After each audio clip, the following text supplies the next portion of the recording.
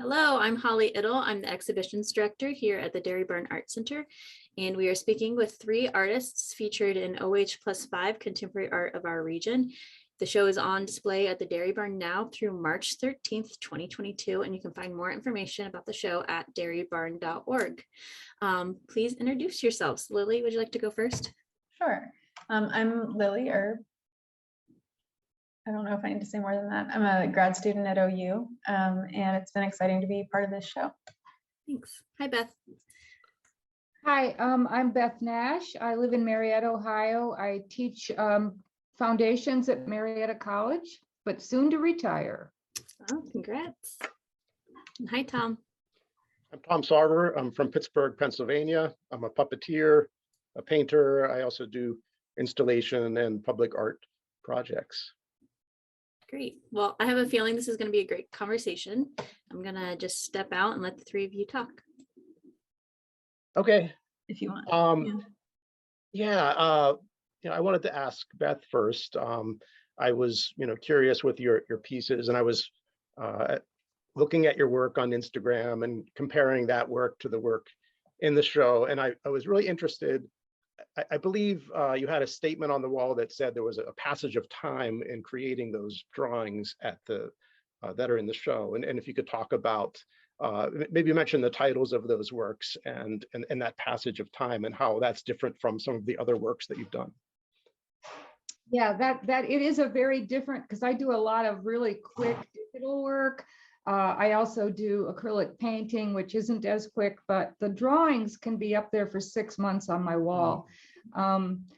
They kind of like grow as I always just start with marks and then let's see what happens. I never have a preconceived notion, but I do seem to create a similar world every time. I pretend that they become something at night when I go away. But yeah, they do. They can be on there for a long time. The large piece on canvas, the Judgmental Jug one, that was quicker. And I don't know why. I had never tried that before. I'm used to working on paper. So I wanted something a little more substantial. That one went quicker, but I like to see what happens. Yeah, I enjoyed kind of like the dreamlike quality of those works. And, you have a real confident line, but it's not rigid. It has like a really nice flow to it and things kind of start to overlap and have this kind of dreamy feel, which I really appreciated. So thank you. good. Yeah, yes, I really enjoy drawing. I mean, I would be happy to draw all day, every day. And what about some of your other works? So it's do you have works that you do in more of a quick fashion?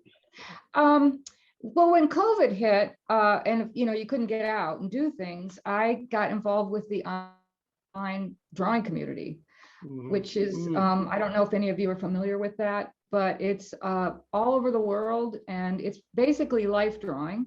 A lot of portraiture, which is one of my favorite things, has become extremely popular online because you can have that person's face right up to you.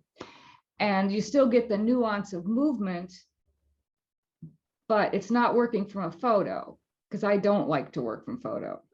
Can you describe that a little bit more? Are people actually posing for you? Yes, there's models posing, and I live in Southern Ohio.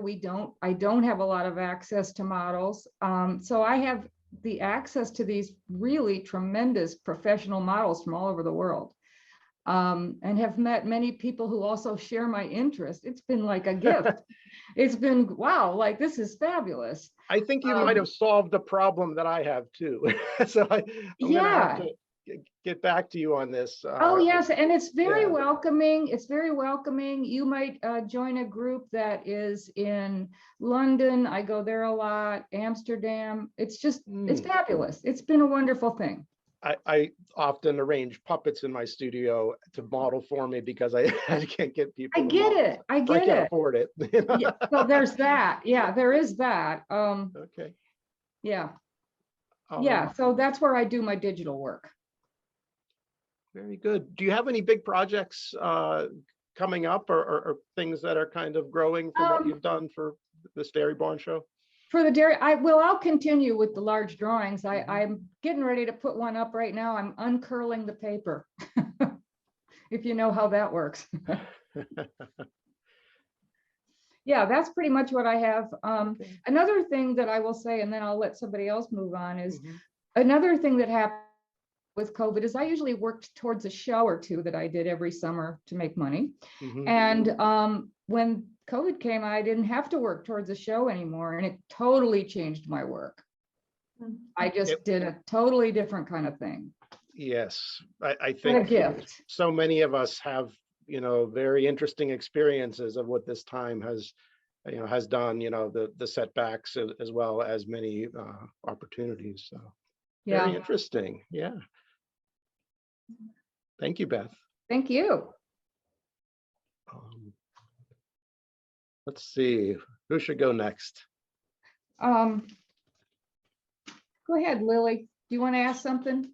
Sure. Do you want to do, because I have the rapid fire questions, right? Oh, okay. Do you want to run through just a few of them and Sure, let's run through. see, or do you Sure. want to continue asking your questions to everyone, Tom? Oh, I want to know, a little bit more in depth maybe about Lily's Sure, work. yeah, me too. I was there for the opening and I saw that the piece that, this kind of spontaneous magic is, Mhm. everybody's like, I think it was the only performance work at the opening, if I'm correct. And Yeah. it was just kind of like everybody's looking at work on pedestals on the wall. And then suddenly there's this, magical thing that happens and everybody gathers around. And I remember some children there that were very kind of pulled in and I was right there to see it. And I'm really interested in puppetry and performative work. So I was really attached to Me it. too. Yeah, no, so that was actually, it was really fun to get to do that piece again in a different way and in a different role. There's a video that goes along with, that performance, or with the piece that was accepted as a video of the previous performance. And I was usually the human and not the creature. So I got to be the creature, which was really fun.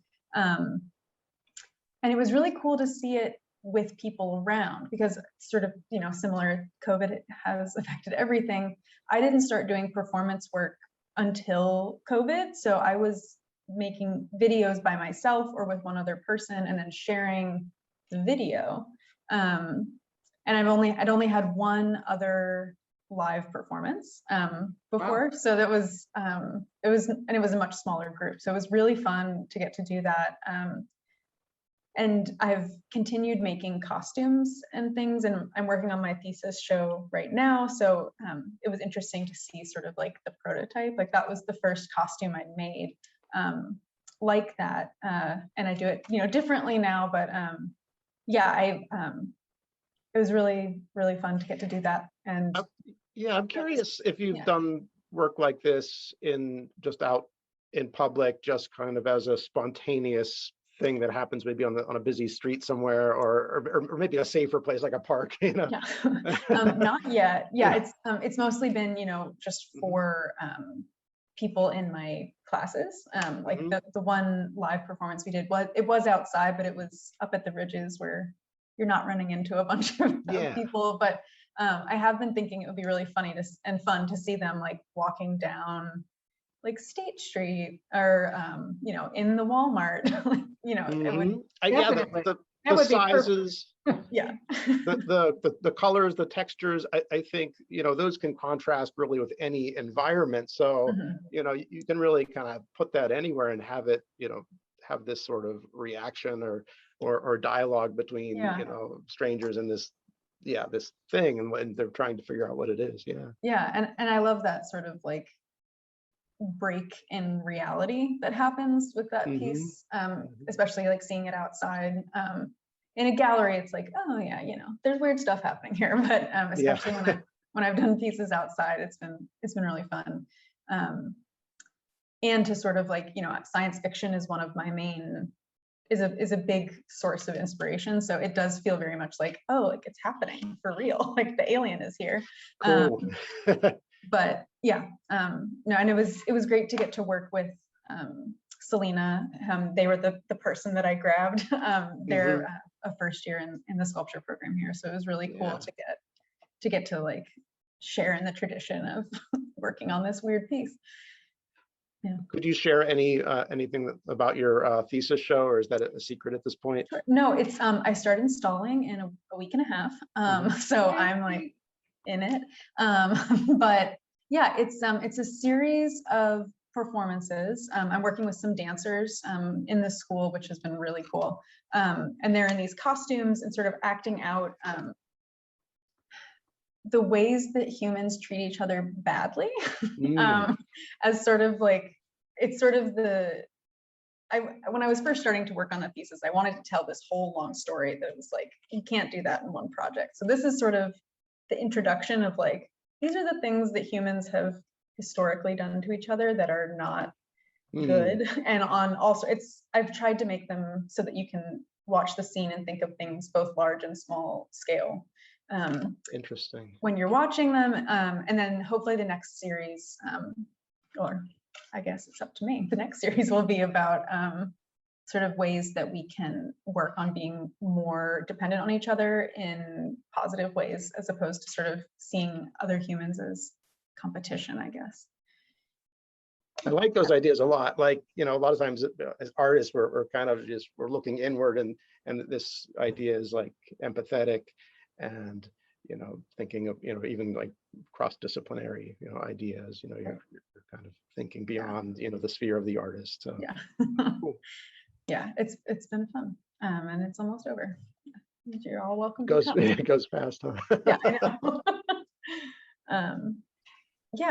Yeah, no, it's going well, and that project was sort of the beginning of thinking about this kind of thing. Yeah, and the beginning of working with the faux fur, which is I'm now addicted to and is incredibly expensive. Yeah. Yeah. I was really impressed with the crowd at the opening, and it seemed like there's a lot of energy in the arts community in Athens. And I'm from Pittsburgh. I don't know much about Athens, Ohio, but it was really fun. Yeah, that's great that you were able to come in and see. Yeah. Yeah. Do you want to tell us more about your processes? Yeah. Now? Sure. So I'm kind of all over the place. I've been involved in the puppetry community in Pittsburgh for maybe the past 20 years. And my piece in the show, Puppet Parade, is a piece about one of the early puppetry festivals that I was involved in here called the Black Sheep Puppet Festival. And it was just an amazing time for me. I was a young artist just out of art school, and met up with artists working in a kind of old industrial space, an old brewery building with artist studios and people welding, and we dreamed up this idea to have an international puppetry festival there. And I was a painter who also kind of dabbled in puppetry, and in the piece I was really during COVID, I've been looking back a lot to things that I've done over my career, and things that I feel need more attention. I need to revisit this puppet festival that I was involved in for many years, and I feel like that time wasn't documented very well. And I feel a little rusty going back to painting after a long time of doing installation work and other projects. But I feel like I need to get these ideas out, and I need to get them out as quickly as possible. So I've been frantically working in a studio environment, which is for the past maybe 6 or 7 months, which is different than the first year of COVID, where I was doing an online puppetry program with over Zoom with puppeteers all over the world. So that was something when COVID hit, I was like, oh, this is going to shut everything down, and I'm panicked. And I put a call out to people online and got some funding, and I soon was doing an online residency with puppeteers from South America and Africa and Asia and things like that. So until we all have Zoom fatigue at some point, right? And that hit, and then I switched to the painting. So I have a lot of things going on, paintings, puppetry, working on some puppet legs right now, which So always fun. things kind of floating around. That's great. Very exciting. I'm interested in puppetry now too. Thank you. Very good. Yeah, the legs go on this, TV puppet body, which is going to have a painting mounted on the inside. So it will be a painting that becomes a puppet, like a puppet TV. Wow. Yeah. I don't know. Super That's fun. fun. Yeah.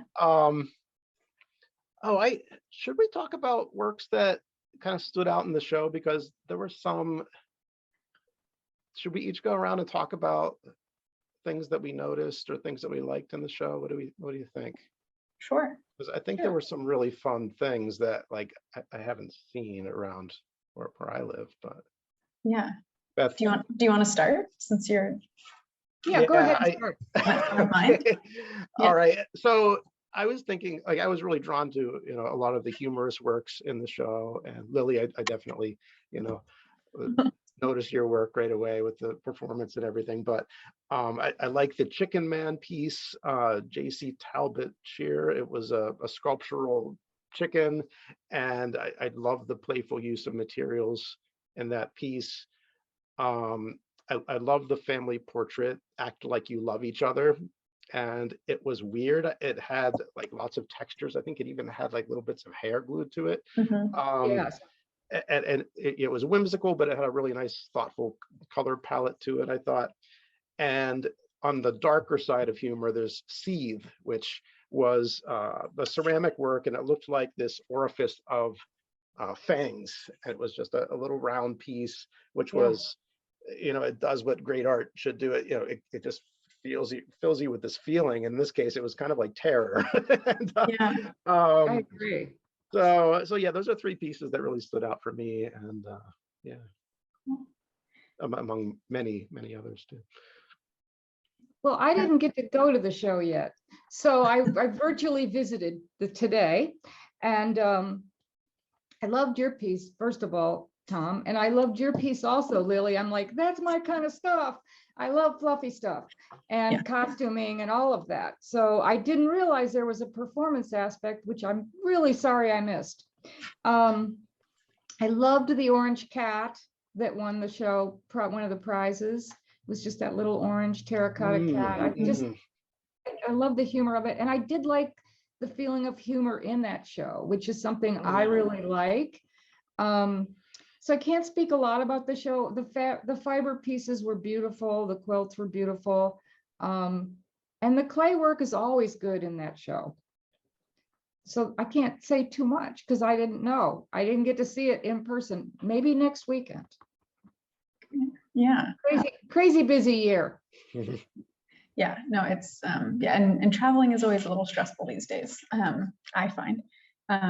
Yes. Yeah, I agree. All the pieces you all mentioned are all ones that I really loved as well. And I know most of those people are OU students right now or graduated recently. So that's exciting to hear like other, people who don't know them liking their work. But I really loved, I think Luke Boyd is his, the cake that was made out of paint. Yes. It was one of those things that really stumped me. And as a sculptor, I'm always like, how did that happen?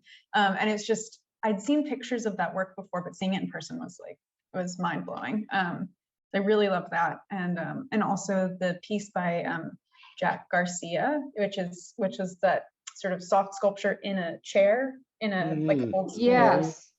chair. And I was lucky to get to see when there were 10 chairs with 10 soft sculptures in them up here in our critique spaces, which was, and it was cool to see it alone too. Like there was something new and very powerful about it. Just seeing it solo, but yeah, no, I agree that it's just a very strong show and so much cool stuff to see, and seeing them together creates such a different mindset as well. Yeah, very nice. Very It was good. exciting to see it in this area, I think Yeah. we need it. Yes. All right. Should we do quick fire now? What do you think? Quick fire. Do I we gotta miss look at my anything? list here. Okay, Yeah. Lily, you got it. Okay. Great.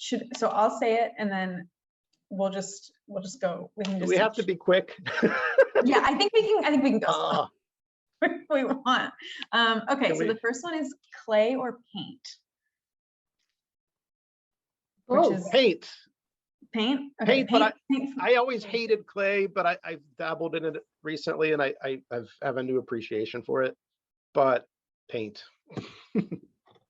I'm the same, surprisingly, where if I'm doing something that's not, you know, the fabric stuff these days, I'm watercolor. Like I'm doing something to sort of, I don't share them or show them, but they're for me.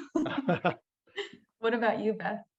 well, I am a painter mainly, but I kind of do everything. I like to do everything. I'm an experimenter, I would say. So if I have an option to do clay, I'll play with it, but I'm not a potter. I just like to build creatures and things. Yeah, great. Okay, next quick fire. Would you rather visit a gallery or visit a museum? Ooh, that depends. Yeah, I have a hard time with that. That was a I hard want to one. visit an artist's house, an artist's home, to see what they Yeah. put on their walls in their home and what they cook and stuff like that. That's what. Yeah, if you they need can like cook. an MTV Cribs, but for Yeah, artists' yeah.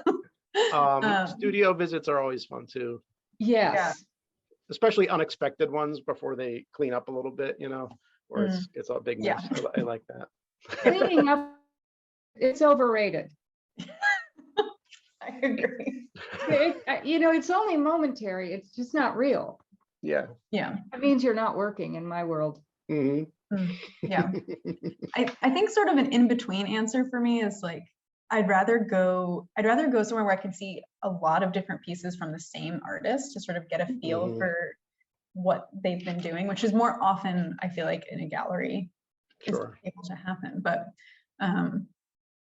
yeah, it also depends on the size. I can't walk around a museum for 3 hours. Like my back starts to hurt. You can't do it. It's not fun. But I like being able to really like soak in a specific style or things like that. Yeah. Cool. Okay, morning studio time or morning hike? Studio time. I love to hike, but probably studio time. Maybe hike later on.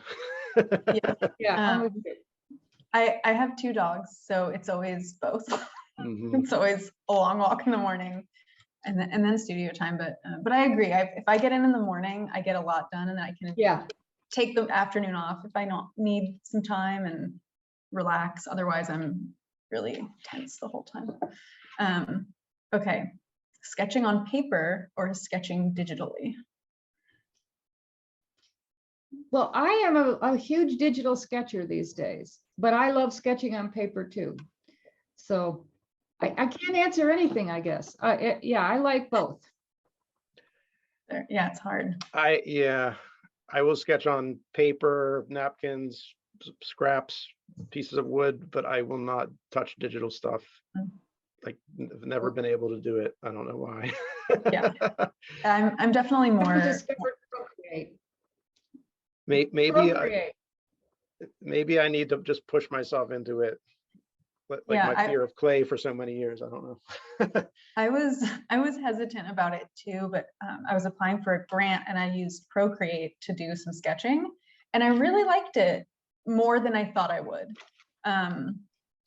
But yeah, when I'm just trying to work through a few ideas, like I just want to do it right in front of me. But when I'm drawing is not my strong suit. So when I'm trying to present it to someone, having it on digital, like just adds the flair for me. But yeah, I'd look at screens so much all the time anyway. So, okay. Traditional materials or alternative materials? I guess that's sort of similar to the last question, but.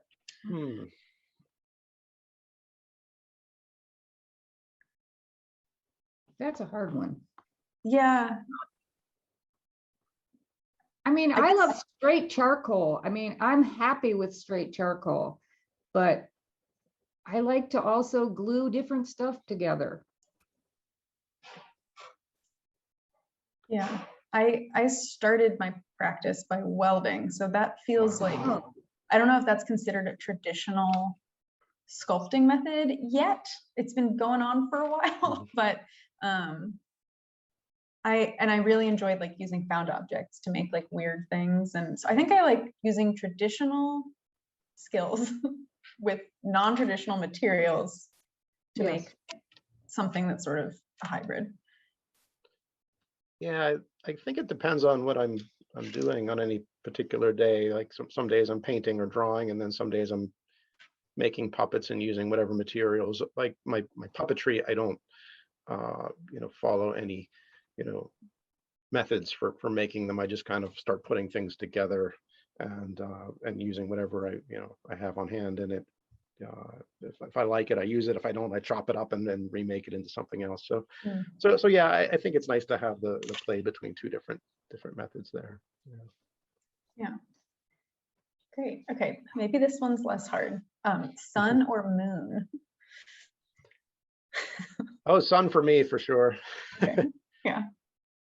I think I'm a moon person, I gotta say. Did you say sun, Beth? I think so. I mean, I guess I can't answer anything straight. I love the sun because I love growing things, but I like the moon because of the mystery. Yeah. I like especially like seeing the moon during the day. Like it's always this fun little surprise. Since I was like a little kid,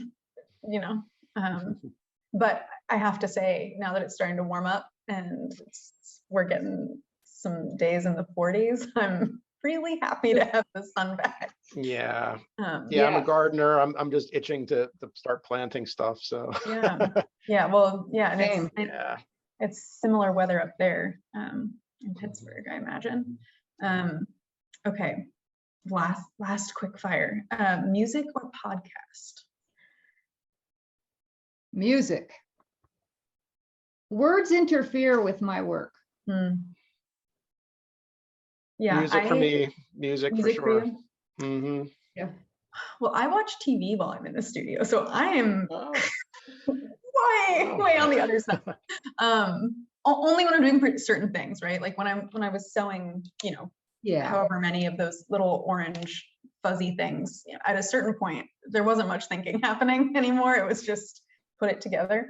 But if I'm trying to come up with a new idea, music definitely. Just listening to the artists that I like helps me be more adventurous, maybe, or something like that when I'm creating things.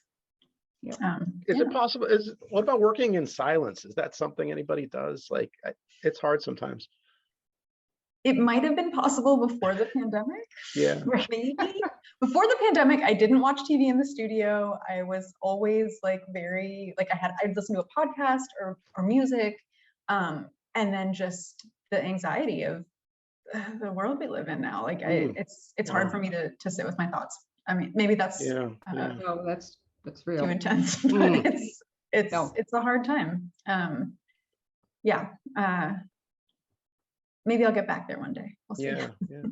Interesting. Yeah, that brings up questions of, what will things be like, in the coming months as we hopefully pull out of this, and will art kind of transition into something a little bit different? Or well, I think it's brought out some really interesting and important conversations too about like how hard we push ourselves to like like the grind culture thing, and obviously I'm in grad school, so that's like it's huge. It's a huge culture. And to a certain extent, like you put in the time when you're in grad school. It's this sort of confined thing, but then sort of thinking about the effect on like your body and your mental health and stuff like that. When it's continued for years and years. I think about it a lot. So thought it's an interesting thing to try to parse out. The way forward. Sure. Well, I have to agree with you also that I would have never thought I would have a TV in my studio, but I do now. I have a giant screen because I work off of the screen all the time. And I have watched some TV down here. So don't feel alone. I definitely will like put on something like a cartoon, like something that I've watched before that just, I don't need to see it, but it's, something to distract me when I'm just on the sewing machine for for hours. Yes. Yeah. Yeah, I'm Okay. in a very quiet studio building where we're not supposed to have music on. It's a shared Oh. space. Everybody's supposed to, wear headphones or whatever. Mm. But a lot of times I'm there at times where there's nobody else there. It's very quiet, and I have to put on something, or else I will not be able to focus. I have to have something playing in the background, even if Yeah. I'm not listening to it. I need something to, Yeah. some Like activity or something in the background. Tune in Yeah, and out of, yeah. yeah. That's nice. Yeah, I look forward to having a more sort of shared space one day next year Mhm. when I leave. Yeah. I mean, this is a very shared space, but we all have individual studios. Mhm. I feel like I'm going on and on now. Oh, no, it's fine. Are there other questions that we didn't Yeah, I haven't hit on that asked that my- you want to? I feel like we talked about a lot of really good things so far. So, Oh yeah, yeah. no pressure. But yeah, Beth, were there ones of yours that you wanted to? Yes, what are you currently creating? Even though we've talked about that a little bit. Yeah, well, I'm working on my thesis. That's what you're currently creating. Yes, lots of fur and weird creatures, and yes, it will be available here in the area. It'll be open the first week of March. So Yeah, I would like to see it. yeah. So this is for both of you. What do you think is evoked in the viewer when they see your artwork?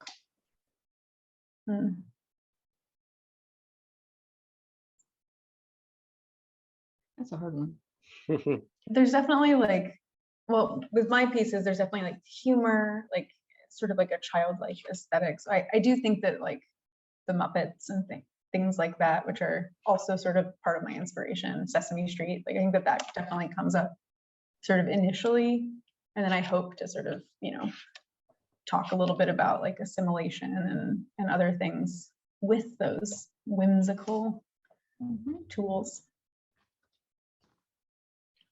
Yeah, with me, I feel like whether I'm making an installation or a painting, I'm generally describing a space and a world where I want to transport people to that world, to kind of feel the joy or the kind of energy of a performance, or kind of the anticipation of a puppeteer about to go on stage, or something from my memory. And I'm trying to, in painting, I'm using colors and forms and spaces to create that feeling. And installation, it could be textures and just the way that the body moves through that space. But yeah, trying to bring those emotions that I'm feeling as I'm creating the work to them in that immediate moment. And sometimes if it's an installation, I'm often there performing within the space and having,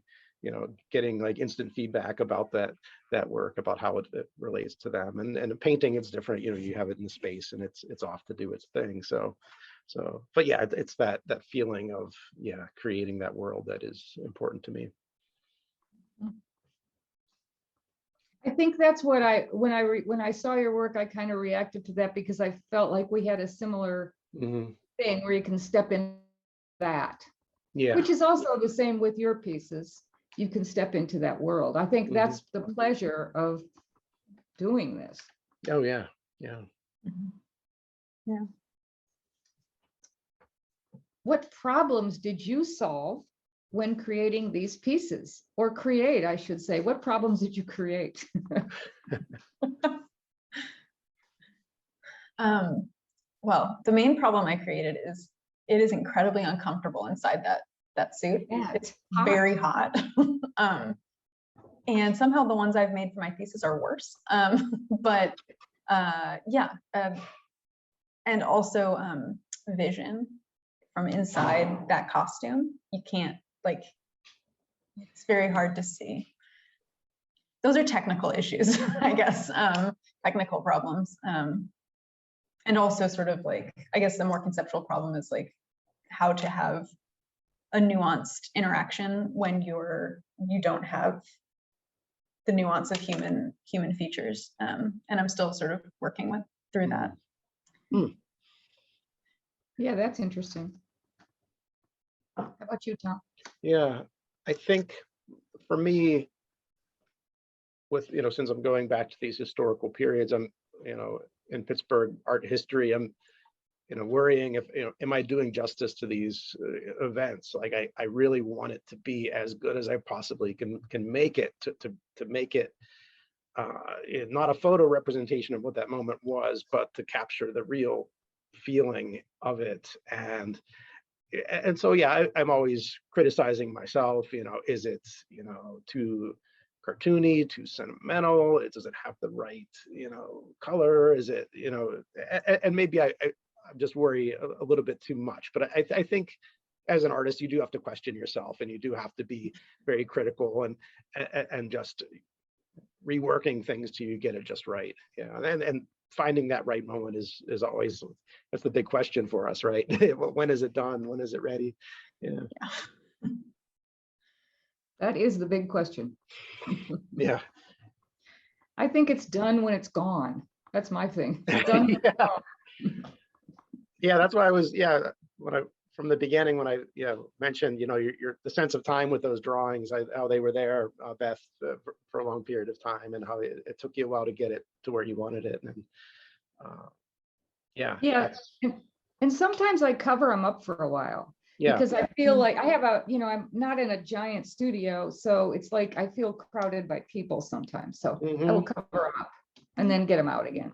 In today's world, people want things so quickly, and to kind of be able to step away from that, and to work at your own pace, let it evolve at your own pace is important.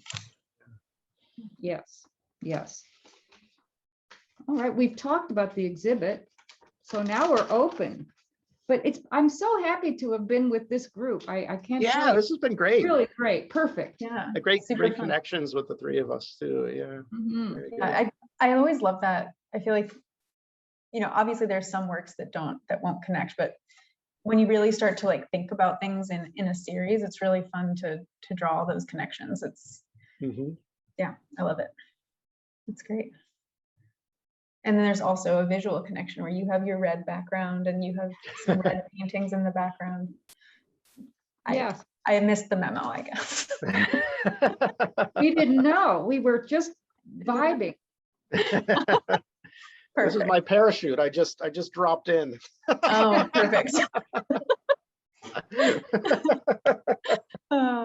You got to do an artist talk. I know. So, Hey, we did pretty well. Yeah. We're That right was on really schedule. fun. Was. Yeah, Well, thanks guys. I really enjoyed watching this. cool. Well, thank you for arranging. Thank you. Yeah. Nice meeting all of you. Wonderful. Yeah. Yeah. Nice to meet you too.